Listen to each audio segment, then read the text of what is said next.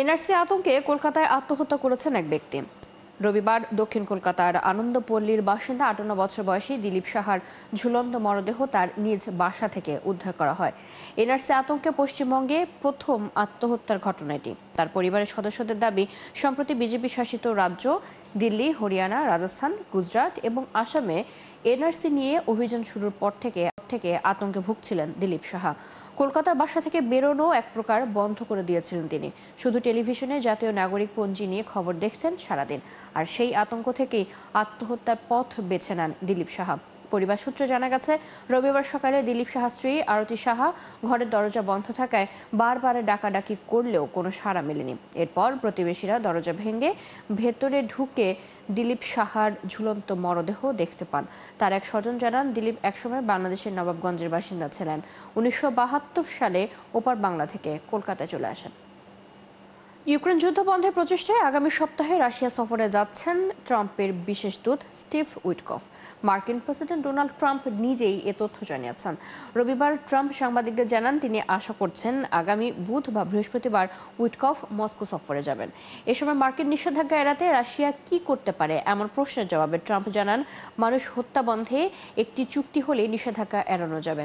Trump হুমকি দিয়ে আরও বলেন, দ্রুত সময়ের মধ্যে রাশিয়া যদি ইউক্রেনের সাথে শান্তি চুক্তিতে না পৌঁছাতে পারে তাহলে মস্কোর উপর একাধিক শুল্ক আরোপ করা হবে।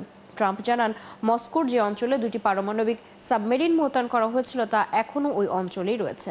তবে ট্রাম্প এটা স্পষ্ট করেননি যে সাবমেরিন দুটি পারমাণবিক শক্তিচালিত নাকি পারমাণবিক অস্ত্রে সজ্জিত।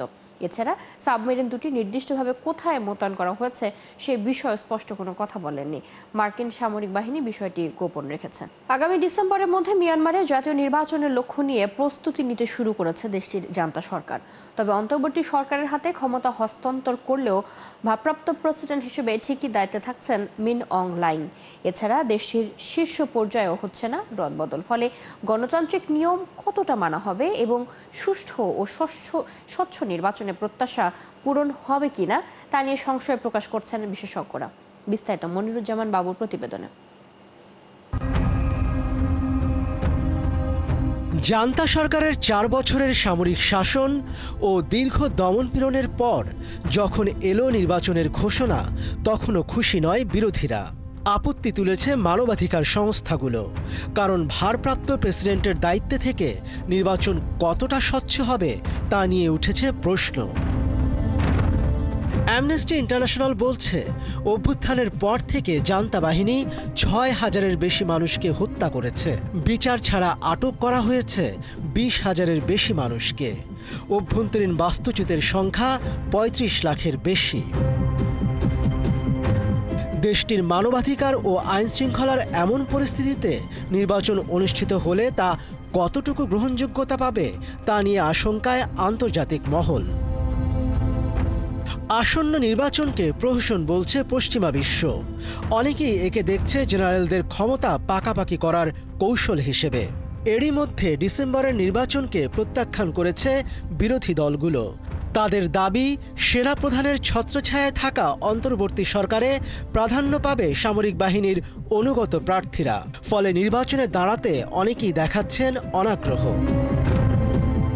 গত বছর ভোটার তালিকা তৈরির জন্য একটি জনশুমারি করে জান্তা সরকার। এতে ৩৩০টি টাউনশিপের মাঝে ১৪৫টি তালিকা শেষ করা হয়। এতে দেশটির বহু অঞ্চলে জান্তা সরকারের নিয়ন্ত্রণ না থাকার বিষয়টি স্পষ্ট হয়। এদিকে নির্বাচনের প্রস্তুতি হিসেবে ৬৩টি টাউনশিপে আইন শৃঙ্খলা নিশ্চিতে সামরিক শাসন জারি করেছে জান্তা সরকার।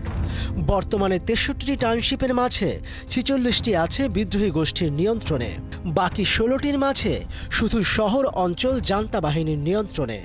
কিছু এলাকার দখল নিতে এখনও চলছে সংঘর্ষ। বিশ্লেষকদের মতে, আগামী কয়েক মাসের মধ্যে হাতছাড়া অঞ্চলগুলো নিয়ন্ত্রণে নিতে না পারলে ওইসব এলাকায় নির্বাচন করা সম্ভব হবে না জান্তা সরকারের। মনিরুজ্জামান বাবু, ৭১। প্রায় অনির্দিষ্টকালের জন্য ক্ষমতা থাকার সাংবিধানিক বন্দোবস্ত করে ফেলেছেন এল সালভাদোরের প্রেসিডেন্ট নাইব বুকেলে। দেশটির সংবিধান সংশোধনের মধ্য দিয়ে অন্তত 2033 সাল এবং সম্ভব হলে তারপরও থাকবেন তিনি। বৃহস্পতিবার ক্ষমতাসীন নিউ আইডিয়াস পার্টির এক আইন প্রণেতা প্রেসিডেন্ট পুনর্নির্বাচনের মেয়াদকাল অনির্দিষ্ট করতে সংবিধান সংশোধনের এই প্রস্তাব করেন। সংবিধান সংশোধন সংক্রান্ত আইন অনুযায়ী প্রস্তাবটি বিশ্লেষণের জন্য কমিটিতে উত্থাপন বা পাবলিক ডিবেটের জন্য উন্মুক্ত করার তোয়াক্কা না করে দ্রুত এতে সম্মতি দিতে থাকেন বুকেলের অনুগত আইন প্রণেতারা। 57 জনের সমর্থনে পাশ হওয়া বিলটিতে বিরোধিতা করেন মাত্র 3 আইন প্রণেতা। এই সিদ্ধান্তকে গণতন্ত্রের বিজয় উল্লেখ করে পার্লামেন্টের সভাপতি এরনেস্তো ক্যাস্ট্রো বলেছেন, কোনো নেতা কতদিন ক্ষমতায় থাকবেন সে সিদ্ধান্ত নেবে জনগণ। গাজায় ইসরায়েলি বাহিনীর হামলায় 24 ঘন্টায় নিহত হয়েছেন আর অন্তত 92 জন ফিলিস্তিনি। এদের মধ্যে রয়েছেন অন্তত 56 জন ত্রাণ প্রত্যাশীও। অনাহারে থাকা ফিলিস্তিনিদের সহায়তায় রবিবারও বিমান থেকে ত্রাণ ফেলেছে জর্ডান, আরব আমিরাত ও ইউরোপীয় ইউনিয়নের কয়েকটি দেশ। তবে গাজার সীমান্তে এখনও 22,000 ট্রাক ত্রাণ আটকে আছে বলে জানিয়েছে গাজার মিডিয়া অফিস। এরই মধ্যে অনাহারে থাকা আরও এক জিম্মির ভিডিও প্রকাশের পর দেশটির প্রধানমন্ত্রী বেনিয়ামিন নেতানিয়াহু জানিয়েছেন, ইসরায়েলকে দুর্বল করতেই এসব ভিডিও প্রকাশ করা হচ্ছে। সৃষ্টি ঘটকের প্রতিবেদন। জীবনের ঝুঁকি নিয়ে ত্রাণ নিচ্ছেন গাজা উপত্যকার ক্ষুধার্ত মানুষ। সেখানকার পরিস্থিতি এতটাই ভয়াবহ যে এক বস্তা আটার জন্য চলে যেতে পারে নিজের জীবনও।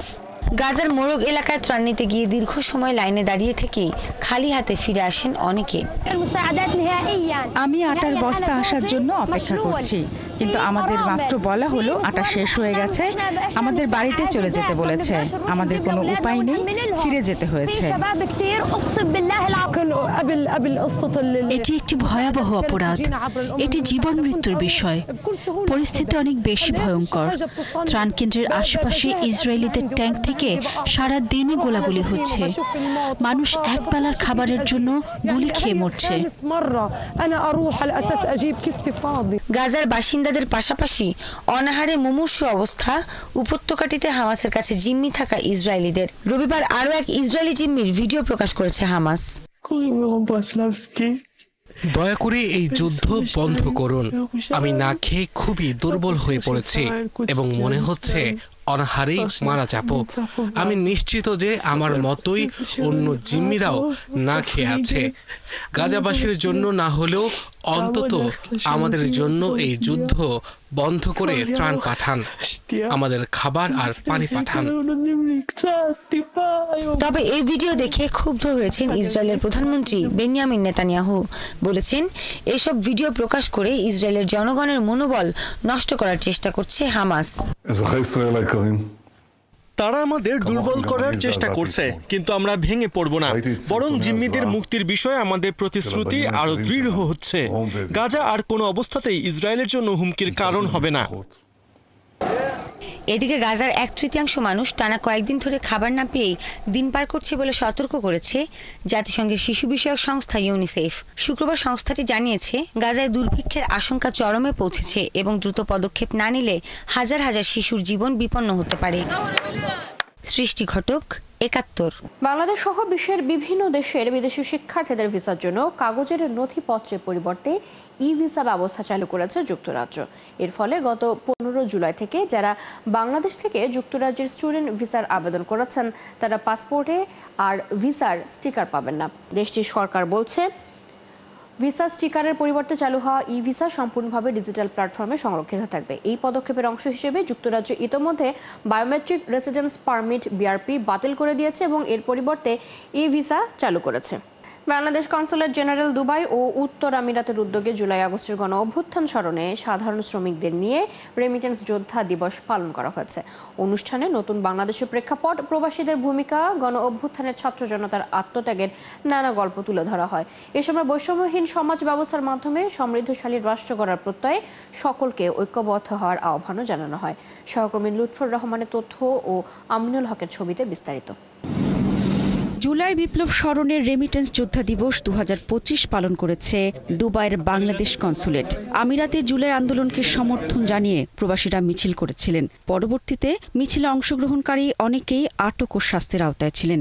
বর্তমান অন্তর্বর্তী সরকার প্রধান ডক্টর ইউনূসের একান্ত প্রচেষ্টায় আটককৃত প্রবাসীদের বাংলাদেশে পাঠিয়ে দেয় আমিরাত সরকার। জুলাই যারা এই দেশে বিশেষ করে আটক হয়েছিলেন তাদেরকে যে মুক্তি আমার মনে হয় আমি এটা নিশ্চিত করেই বলতে পারি, ওনার যে এই ঐকান্তিক প্রচেষ্টাটা না থাকলে হয়তো এত দ্রুত এই যে 188 জন সেই সময় যারা আটক হয়েছিল তারা ফেরত যেতে পারতো কিনা আমি যথেষ্ট সন্দিহান। এদিকে প্রবাসী শ্রমিকদের কথা চিন্তা করে কনসুলেট সেবা সহজ করার মাধ্যমে প্রবাসীদের সপ্তাহে 7 দিনই কনসুলার সার্ভিস দেওয়া হচ্ছে।